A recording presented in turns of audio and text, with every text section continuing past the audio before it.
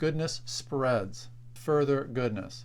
We still see goodness identified with the end and with the means, but the relationship is different, and the flow and the logic of the relationship is different. The prime example of this vision is Aristotle's ethics.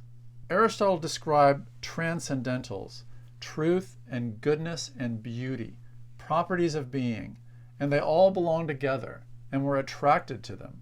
And the world we live in lacks these qualities. Not completely, but they're rarer than they ought to be.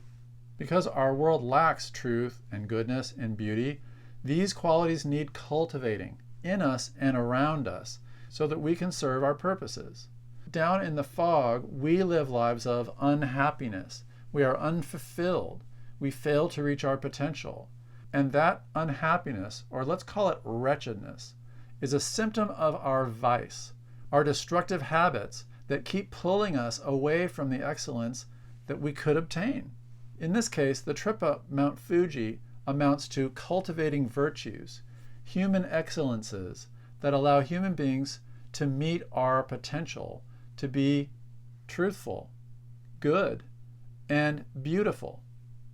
So excellence breeds excellence. Excellence spreads. And as we cultivate it and nurture it and grow it, we become more who we ought to be. That is the story of goodness according to Aristotle. And that's the heart of this vision. Now, if this sounds a lot like Platonism, you're not crazy. They do have a lot in common. Plato and Aristotle are close, historically and relationally. And so Aristotle is drawing on some of the same logic as Plato. But there's an important distinction. Plato's metaphysics tends to flow from the abstract, the realm of the ideal, down to the level of the concrete. So from top to bottom. And so we tap into goodness as we rise up to a better level. Aristotle's ethics flows in the opposite direction, bottom up, from specific things to generalities. And that puts more emphasis on human agents as really the necessary cultivators of the virtues. A goodness spreads vision prioritizes human agency and human initiative, making virtue and spreading goodness from one virtuous agent to the next. Hey, that sounds like work, and it is a lot of work. It's especially demanding on leaders because leaders set the tone for those they lead. A leader of a city, if virtuous, is going to result in a more virtuous city as people follow that leader's example. A poor leader is going to set a bad example and spread vice among the populace.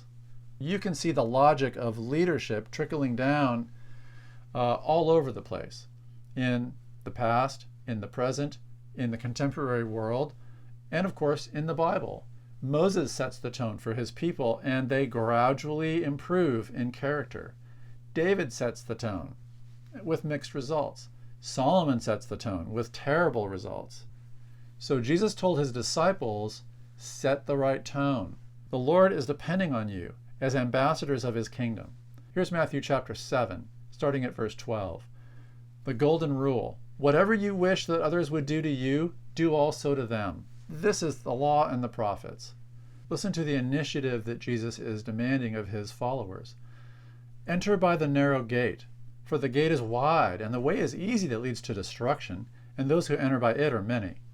But the gate is narrow, and the way is hard that leads to life, and those who find it are few. Then comes the next passage.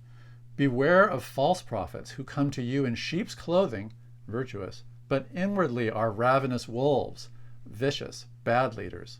You will know them by their fruits. Are grapes gathered from thorn bushes? Are figs gathered from thistles?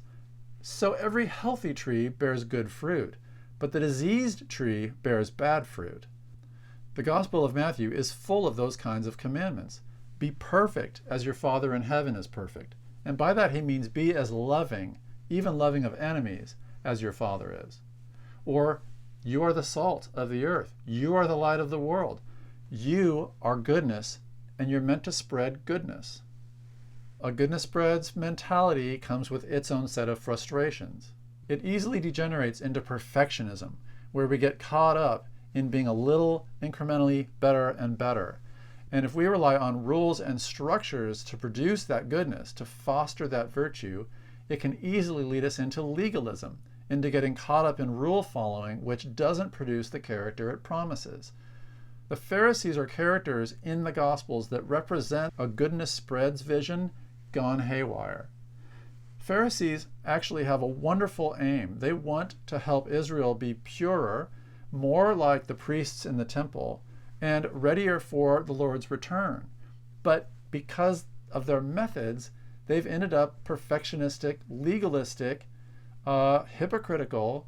Jesus says they strain out gnats, but they swallow camels. Their rule following has blinded them to the big requirements of the Torah, mercy and goodness and justice. Well, they tithe their spices, their mint and their dill and their cumin. They've lost the plot, but they lost the plot because they were following a goodness spreads vision. That doesn't discredit the vision itself, but it shows you how it can be frustrated. Another source of frustration is that virtuous people in life turn out to be rather rare. How many leaders are really great leaders? Most leaders seem to be rather mediocre. Warren Buffett is one of the more successful American businessmen of the 20th and 21st century. He said, you need a business that can be run by someone who's incompetent, because sooner or later it will be. You can't count on virtuous leadership. The American Constitution is actually built for mediocre leaders. We have a separation of powers where no one ends up in charge of everything because we don't trust someone with everything. We would rather have people divided and having to work together because it'll help protect us from their vice. We have to be protected from our leaders.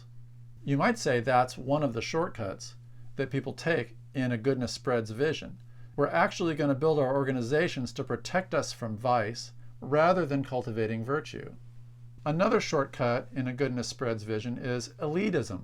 We'll settle on a virtuous few. We'll settle on a few good people, and then those few good people can be in charge of the rest. Well, elitism is a dangerous solution because often those few people in charge turn out to be less virtuous than we thought. And then you get a revolt from the governed, from the masses, who don't see their leaders as examples worthy of imitating. So the American Constitution, or a business model that's vice-proof, is a kind of shortcut that looks to technical answers to problems that the goodness spreads model can't answer itself.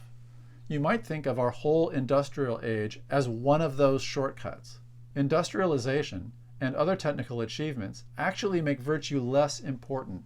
You don't need a morally excellent artisan to design a beautiful and good piece of pottery or piece of equipment. You can design it with a factory, and the factory will produce high quality stuff, even if the bosses are vicious, even if the employees are checked out and live their evenings and their weekends however they want. Industrialization doesn't require the kind of virtue that an Aristotelian society envisioned. And that means we can get away with less virtue, and that means we do get away with less virtue. We stop prioritizing it, and people live with mediocre characters. And we live in this paradox where human character doesn't seem to be improving, it might even be declining.